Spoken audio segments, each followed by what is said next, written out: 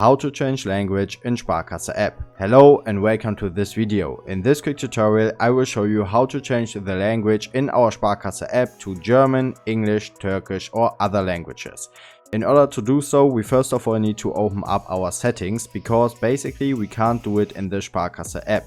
However, we will go ahead and open our phone settings, and here we need to scroll all the way down until we can find the Sparkasse app. So just search for S. And here we go.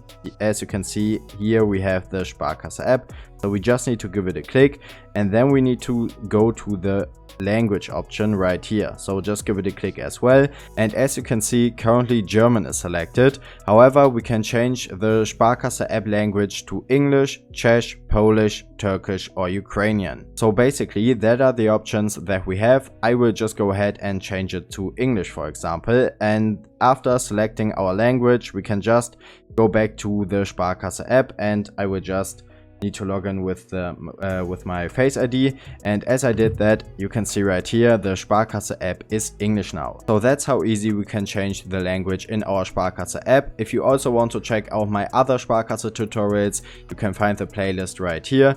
Please leave a like and subscribe to my channel as well. Thanks for watching and bye.